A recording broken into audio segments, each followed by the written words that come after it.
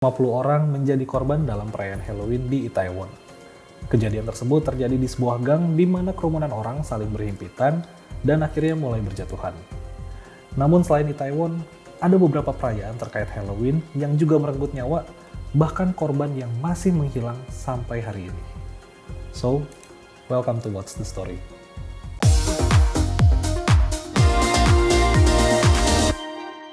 Korea Selatan masih berduka setelah tragedi yang merenggut nyawa lebih dari 150 orang, di mana kebanyakan korban berada pada rentang usia dewasa muda, yang 26 diantaranya adalah orang asing dari 14 negara berbeda. Presiden Korea Selatan pun mengumumkan masa berkabung nasional selama seminggu, mengingat tragedi tersebut adalah tragedi terbesar kedua sepanjang sejarah negara Korea berdiri. Namun selain Itaewon, beberapa perayaan Halloween juga mencatat kisah kelam yang merenggut nyawa. Bahkan ada korban yang masih menghilang sampai hari ini.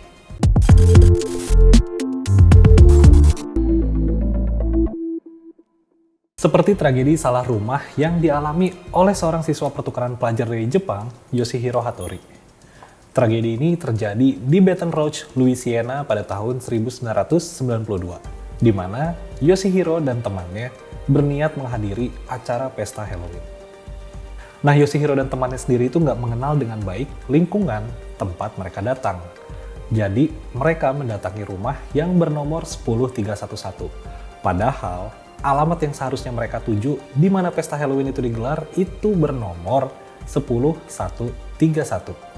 Nah, karena melihat ada banyaknya dekorasi Halloween, terus juga ada mobil-mobil yang parkir di depan, akhirnya Yoshihiro dan temannya mengira kalau rumah yang mereka datangi adalah tempat di mana pesta Halloween yang ingin mereka datangi itu digelar. Setelah itu, Yoshihiro dan temannya pun mencoba memasuki rumah tersebut dan mengetok pintunya. Tapi sayangnya, sama sekali nggak ada jawaban, sampai akhirnya ada sosok perempuan yang mengintip dari jendela. Kemudian perempuan ini membuka pintu garasi, lalu menutup pintunya dengan keras. Yoshihiro pun kaget, kemudian dia sontak mundur karena mengira kayaknya rumah yang kita datengin itu salah gitu. Nah, gak lama dari momen tersebut, tiba-tiba pintu dari rumah yang mereka datangi itu dibuka. Nah, ketika pintu dibuka, seorang pria yang berprofesi sebagai tukang potong daging bernama Rodney Pierce itu muncul sambil memegang pistol. Melihat Rodney, akhirnya Yoshihiro pun merasa excited karena udah gak sabar untuk merasakan langsung pesta Halloween. Makanya, Yoshihiro pun dan temannya berusaha mendekat ke arah Rodney. Di momen ini, Yoshihiro sepertinya antara sadar nggak sadar kalau Rodney itu ngebuka pintu sambil memegang pistol di tangannya. Nah, sewaktu Yoshihiro mendekat, Rodney pun langsung menggertak mereka dan berteriak supaya mereka nggak bergerak. Cuma, Yoshihiro tuh justru terus mendekat dengan wajah sumringah. Nah, karena melihat wajah sumringah dari Yoshihiro dan dia juga terus mendekat, akhirnya Rodney menembakkan pistolnya ke arah dada Yoshihiro sebanyak 1 kali. Ya, Yoshihiro sendiri meninggal, sedangkan temannya berhasil selamat. Dari momen itu, akhirnya digalakan kampanye untuk menghentikan kepemilikan senjata api di Amerika. Kasus ini pun akhirnya bergulir ke meja hijau, dan setelah melalui berbagai proses yang panjang dalam persidangan, Rodney Pierce justru dinyatakan bebas dari semua dakwaan. Alasannya, karena Rodney berhak menembak orang yang berusaha menyelinap masuk ke area propertinya. Insiden Halloween berdarah selanjutnya terjadi pada tahun 1963 di Indiana State Fair Coliseum, Indiana, Amerika Serikat. Pada momen itu, ada sekitar 4.000 orang yang hadir untuk merayakan Halloween dengan menonton ice skating dari Holidays on Ice. By the way, Holidays on Ice itu cukup populer pada tahun itu di Amerika. Awalnya nggak ada yang salah dengan acara itu. Semua berjalan normal, semua orang terhibur, sampai pada akhirnya para skaters menampilkan pertunjukan final mereka. Tepat pada pukul 11 malam lewat 6 menit, tiba-tiba terjadi sebuah ledakan dahsyat dan ratusan orang akhirnya terlontar ke udara karena ledakan yang cukup besar. Pada momen tersebut, orang-orang pun akhirnya berlarian sambil berteriak karena mereka dihujani oleh beton dan juga potongan tubuh manusia.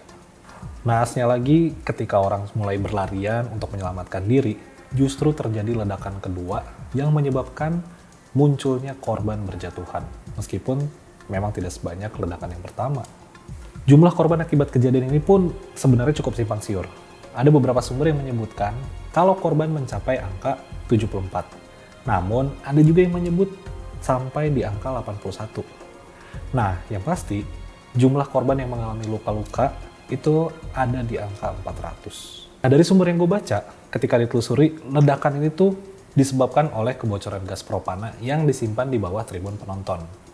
Nah, kebocoran gas ini tuh memang perlahan, tapi sayangnya ventilasi di Coliseum itu tuh termasuk buruk gitu kan.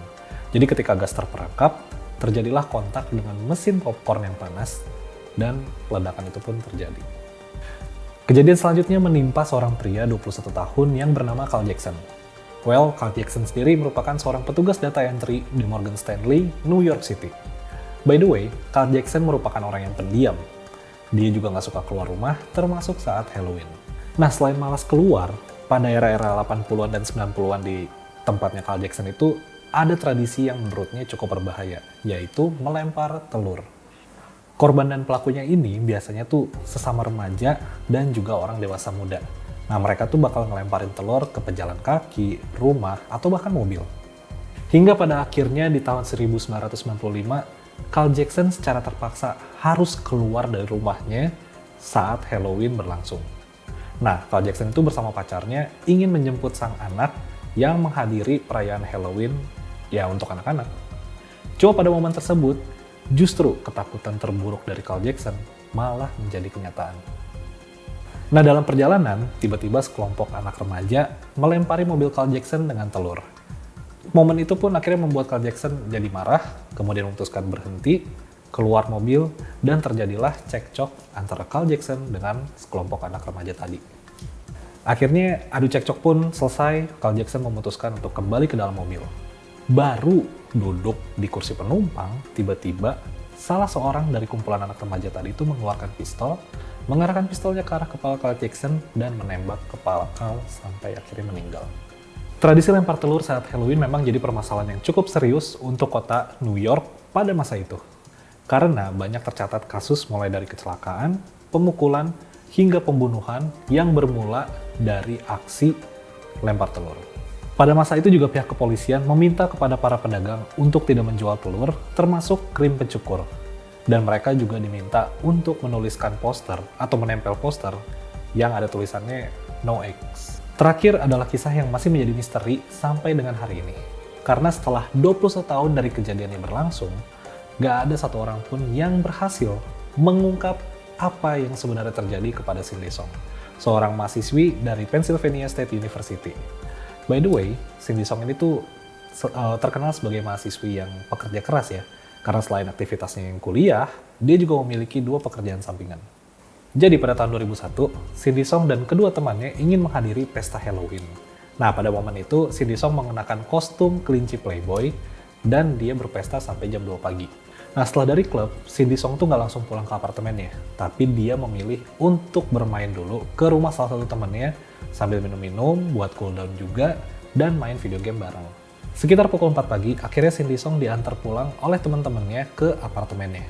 Namun, teman-temannya itu nggak ada yang menyangka kalau momen itu akan jadi momen terakhir mereka melihat Cindy Song. Karena sejak hari itu sampai hari ini, Cindy Song nggak pernah ditemukan. Nah, akhirnya 2 teman Cindy Song ini melaporkan ke pihak kepolisian setelah 3 hari mereka nggak berinteraksi dengan Cindy Song. Dari sumber yang gue baca, setelah ditelusuri, polisi menemukan beberapa hal, yaitu Cindy sempat masuk ke apartemennya yang dibuktikan dengan temuan bulu mata palsu, kemudian juga ada HP atau handphonenya Cindy yang tergeletak di apartemen. Cuma pada handphone tersebut, nggak ada panggilan masuk atau keluar saat HP-nya dicek, kemudian juga ada kunci dompet, tapi kartu kreditnya menghilang. Selain itu juga polisi nggak menemukan adanya kerusakan pintu. Jadi polisi menyimpulkan kalau Cindy itu pergi ke minimarket tapi lupa bawa handphone. Selain itu berdasarkan buku diari yang ditemukan, Cindy juga diketahui baru putus cinta. Jadi pihak kepolisian menduga kalau Cindy itu ngerasa stres kemudian memilih untuk mengakhiri dirinya atau lebih tepatnya mengakhiri hidupnya dengan cara bunuh diri. Hanya saja kedua teman Cindy itu tuh langsung ngebantah skenario yang dibuat oleh polisi. Karena mereka yakin dan mereka tahu banget kalau Cindy Song udah menjalani terapi, juga Cindy Song bukanlah orang yang akan kabur ketika dia stres. Nah, penyelidikan sendiri berlanjut. Ada yang bilang kalau Cindy itu terlihat di daerah pecinan di Philadelphia. Kemudian juga Cindy diduga ingin kabur dan memulai hidup baru. Sayangnya, polisi menemukan adanya nota pembelian komputer baru yang akan datang pada bulan November, termasuk tiket konser Britney Spears. Nah, kalau misalnya memang Cindy Song ingin kabur gitu, kenapa Cindy Song masih niat buat beli komputer baru dan tiket konser Britney Spears? Akhirnya polisi pun menemui jalan buntu sampai pada tahun 2003, 2 tahun setelah Cindy menghilang, seorang informan polisi mengaitkan kehilangan Cindy Song dengan pembunuh berantai yang bernama Hugo Zelensky. Nah, si Hugo Zelensky ini itu tuh beraksi nggak sendirian. Dia dibantu oleh seorang apoteker yang bernama Michael Kierkowski. Menurut teorinya, kedua pembunuh ini tuh melihat Cindy dengan kostum kelinci Playboy dan mengira Cindy sebagai seorang PSK. Pada momen itu, akhirnya Hugo dan juga Michael memutuskan untuk menculik Cindy, kemudian dibiarkan meninggal bersama korban-korban lainnya di rumah Michael Kierkowski. Sayangnya, titik terang itu kembali menjadi gelap karena pihak kepolisian tidak berhasil menemukan tubuh Cindy Song di antara 12 korban yang berada di rumah Michael Kierkowski. Dan ya, sampai saat ini nggak ada bukti jenazah bahkan saksi mata yang bisa mengungkap di mana keberadaan Cindy Song. Oh ya, rasanya nggak ada satu orang pun yang bisa memperkirakan kapan musibah, bencana, ataupun rasa duka datang, apalagi di tengah perayaan yang seharusnya dirayakan secara hangat dan penuh sukacita. Well, stay safe dimanapun kalian berada. Gue Nathan signing out, and I'll see you on whatever next video. Bye-bye.